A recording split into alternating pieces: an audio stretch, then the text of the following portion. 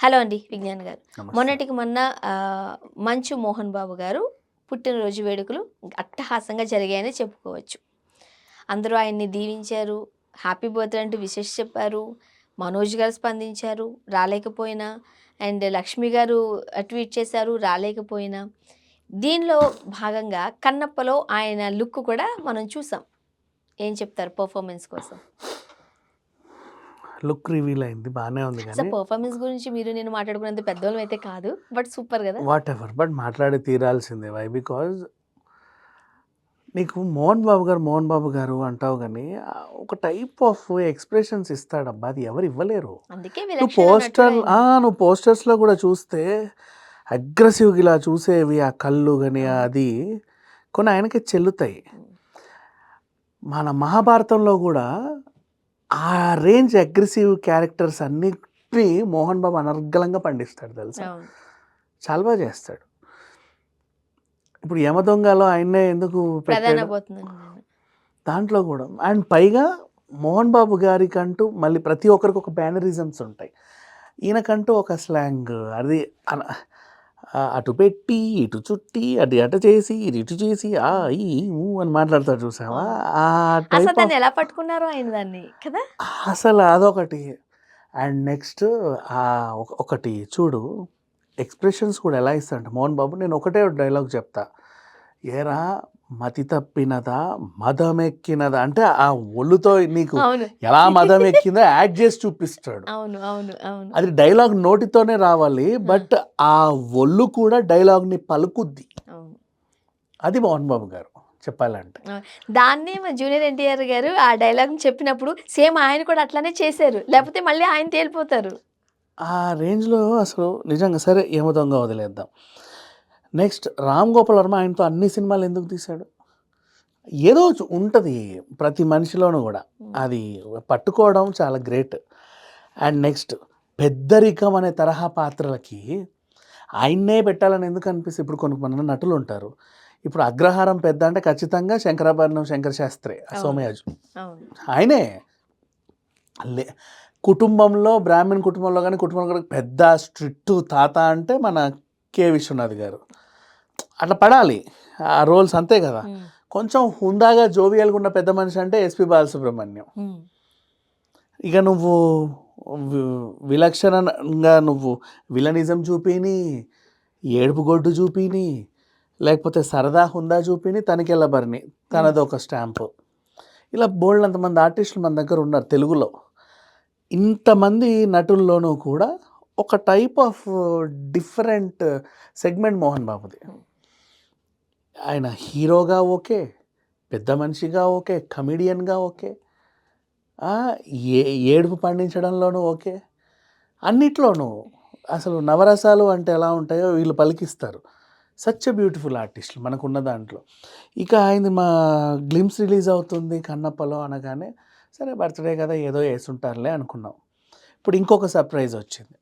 'శివుడి' సినిమాలకి 'శంకర్ మహాదేవన్' లేకపోతే ఒక పాటన్నా పాడకపోతే అసలా సినిమా చూసిన ఫీలింగ్ ఉండదు. నిజమే గదా! ఆల్బమ్ విన్నట్టు ఉండదు. అవును. అవును. ఇప్పుడు మనకి అప్పట్లో 'శ్రీ మంజునాథ' గూడా 'ఓం మహాప్రాణ దీపం' ఆ సాంగ్ గాని, 'శంకర్ మహాదేవన్' ఆధ్యాత్మిక పాటల్లో ఆ గొంతు ఉండాలి. ముఖ్యంగా శివుడికి సంబంధించి ఆ గొంతు ఆ ఉండాలి. గొంతుండాలి. పేరే 'శంకర్ మహాదేవన్' అవును. ఆయన లేకపోతే ఎట్లా హ్మ్. సింగర్స్‌లో.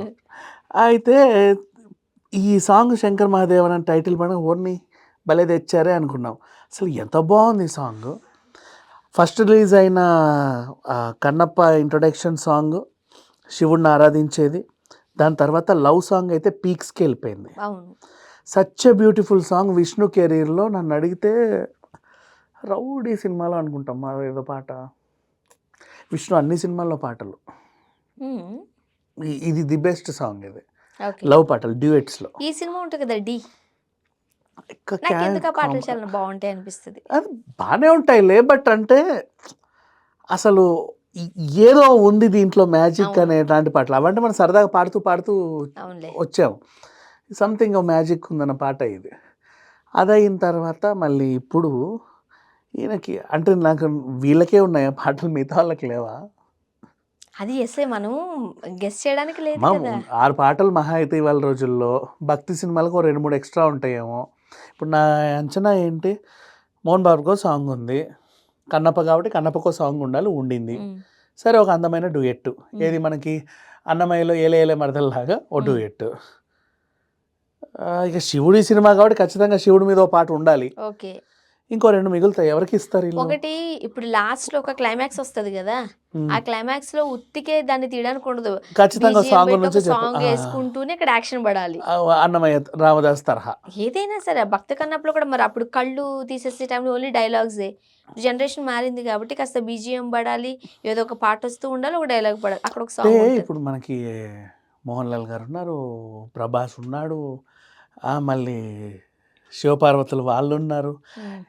శివపార్వతులకు సంబంధించి శివపార్వతులకు సంబంధించి సాంగ్ అక్కడ పెట్టారు మన దాంట్లో.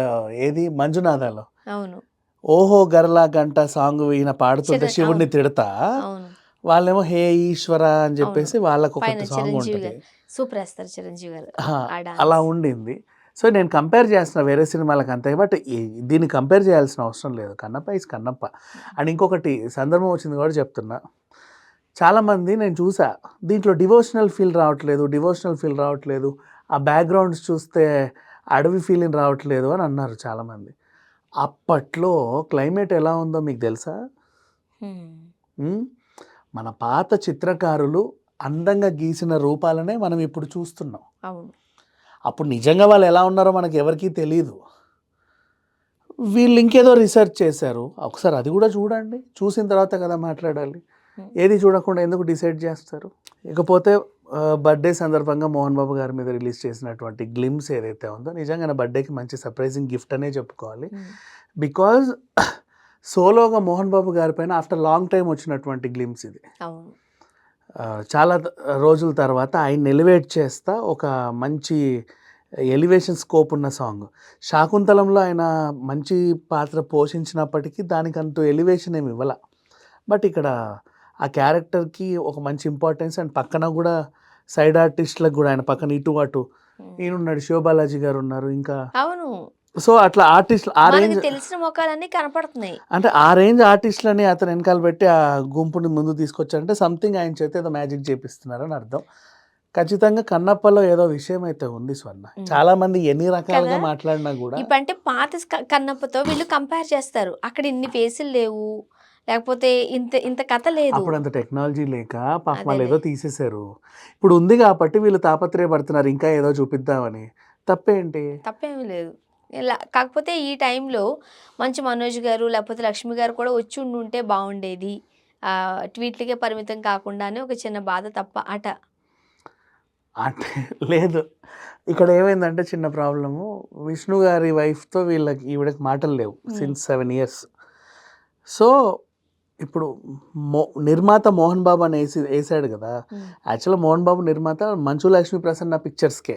అవును 24 Frames ఫ్యాక్టరీకి విష్ణువే నిర్మాత ఇన్ని రోజులుగా. అవును ఇప్పుడు నిర్మాతగా మోహన్ బాబు గారి పేరు ఈయన వేసాడు. 24 Frame ఫ్యాక్టరీకి లాగేసాడు ఈయన. అవును నువ్వు లాగినంత మాత్రాన మా నాన్నకి ఏమీ లేదనుకుంటున్నావు అని చెప్పి దక్ష అనే సినిమా మంచు లక్ష్మీ ప్రసన్న పిక్చర్స్ మోహన్ బాబు గారి నిర్మాత ఆవిడ అనౌన్స్ చేసింది పోస్టర్ మళ్ళీ. కదా.